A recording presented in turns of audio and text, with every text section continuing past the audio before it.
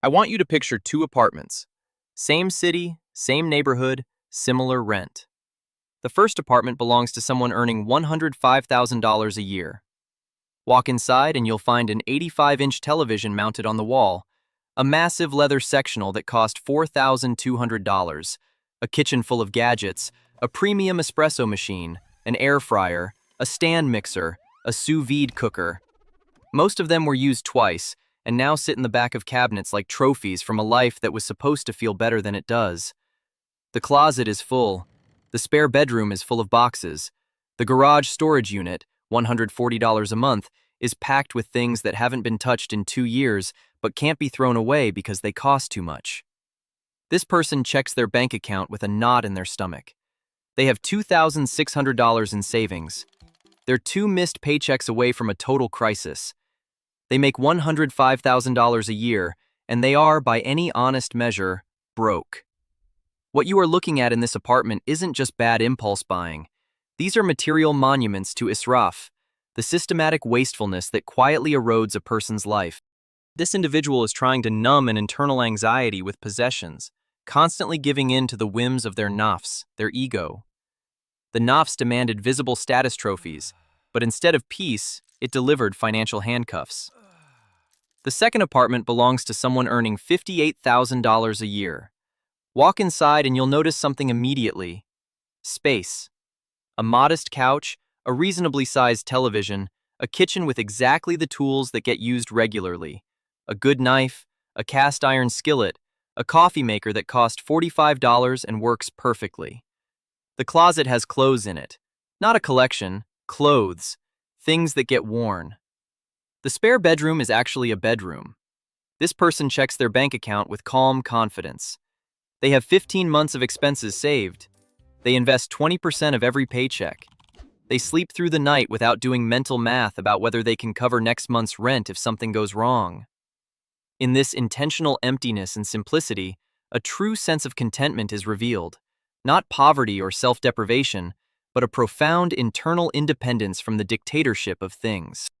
This is what it means to keep the material world in your hands, but never in your heart.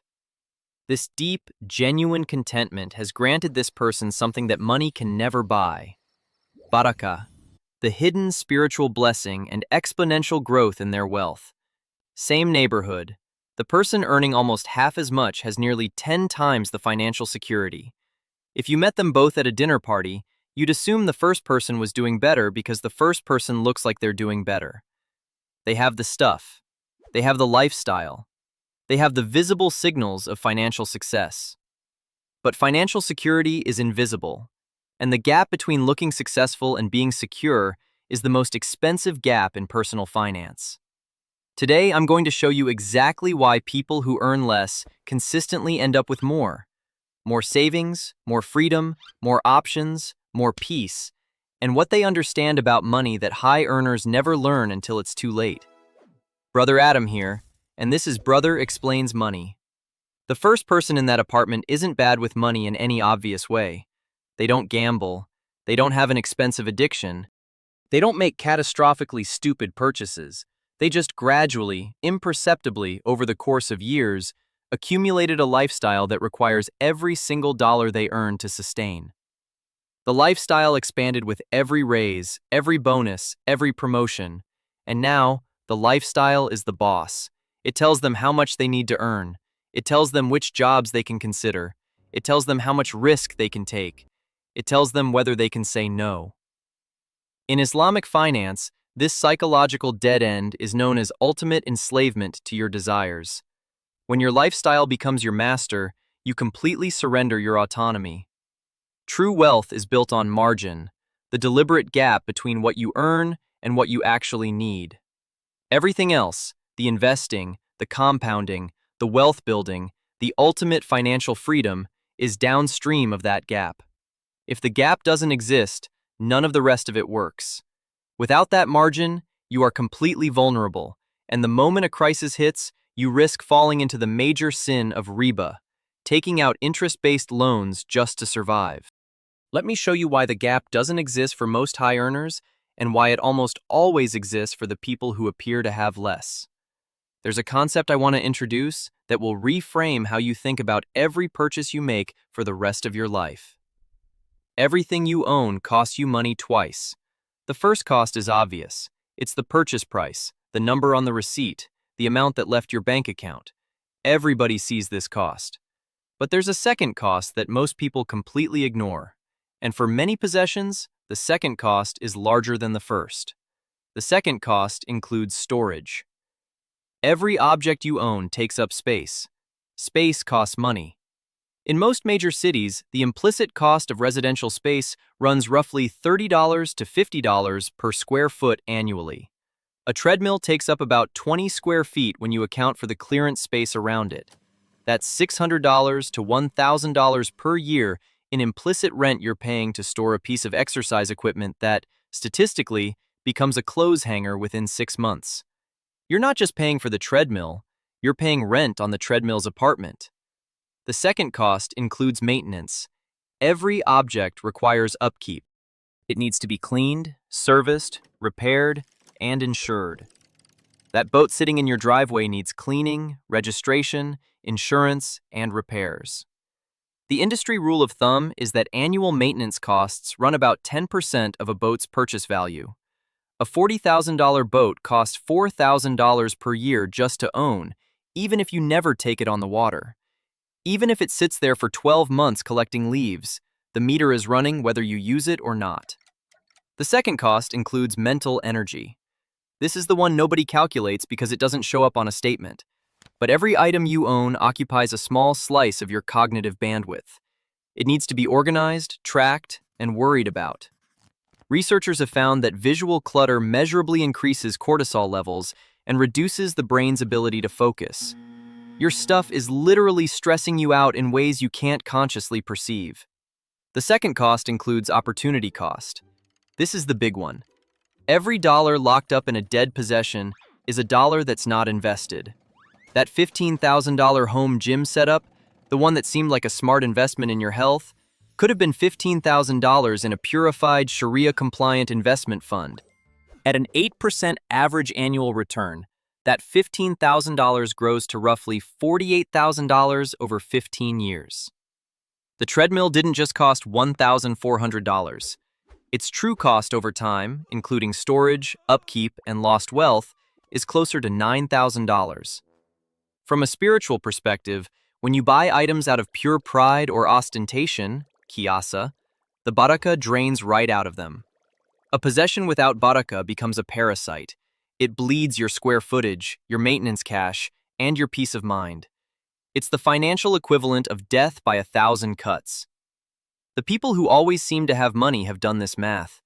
This leads to the first rule that separates people who always have money from people who never do.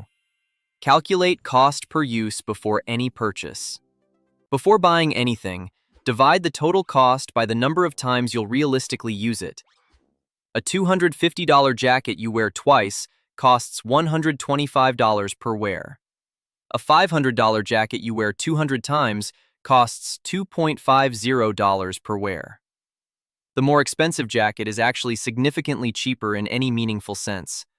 A $2,400 mattress used every night for 10 years costs about 65 cents per use. That is an extraordinary investment in your health and cognitive function.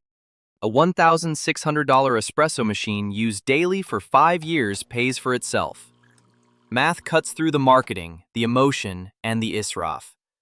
Rule 2 requires uncomfortable honesty. Apply the replacement test to everything you own.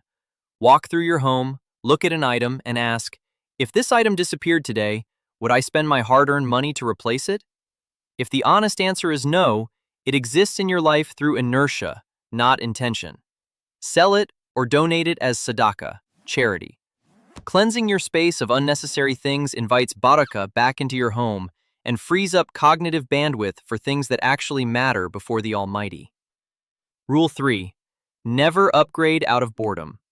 People replace a perfectly functional phone because the new model has a slightly better contrast. They replace a reliable car because the neighbor bought something shinier. This is pure wealth destruction. Replacing your phone every 2 years costs $30,000 to $50,000 over 30 years in unnecessary upgrade cycles. Apply that to cars, furniture, and appliances, and the lifetime waste easily exceeds $200,000. Remember, boredom is a whim of your nafs, not a failure of the object. An item only needs replacement when it genuinely fails to perform its required function. Rule 4. Engineer friction for spending and ease for saving. Willpower is a depleting resource, so you need a designed system. Spending friction means removing saved credit cards from online accounts and implementing a strict 48-hour waiting period before any non-essential purchase. This 48-hour rule alone eliminates roughly 70% of impulse buying because the Nafs cools down within 2 days.